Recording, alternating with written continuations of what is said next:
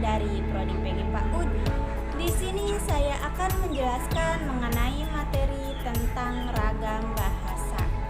Tapi pertama-tama, sebelum saya menjelaskan apa itu ragam bahasa, saya akan menjelaskan terlebih dahulu apa sih bahasa. Bahasa adalah salah satu alat komunikasi setiap individu yang ada di dunia. Melalui bahasa, setiap individu atau setiap manusia bisa berhubungan dengan mudah. Nah, selanjutnya saya akan membahas mengenai materi tentang ragam bahasa. Ragam bahasa merupakan variasi bahasa yang pemakaiannya berbeda-beda menurut topik yang dibicarakan, menurut hubungan pembicara, kawan bicara, orang yang dibicarakan, serta medium pembicara. Nah, di sini ragam bahasa Indonesia dibagi menjadi 3 jenis. 1. Ragam bahasa berdasarkan media. Nah, yang kedua, ragam bahasa berdasarkan cara pandang penutur. Nah, yang ketiga, ragam bahasa berdasarkan topik pembicara. Ragam bahasa berdasarkan media dibagi menjadi 2 bagian. Yang pertama, ragam bahasa lisan. Dan yang kedua, ragam bahasa tulis.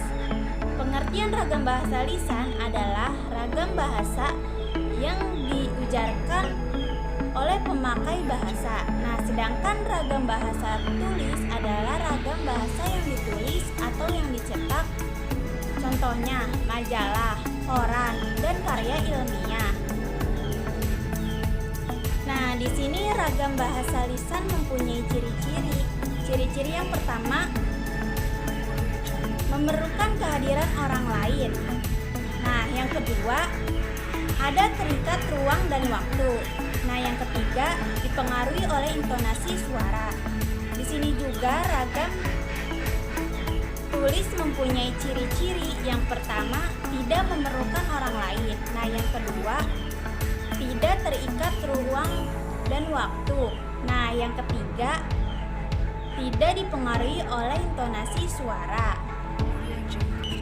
Di sini ragam bahasa berdasarkan cara pandang penutur dibagi menjadi 4 bagian. Yang pertama, ragam dialek. Nah, yang kedua, ragam terpelajar. Yang ketiga, ragam resmi. Dan yang keempat, ragam tak resmi.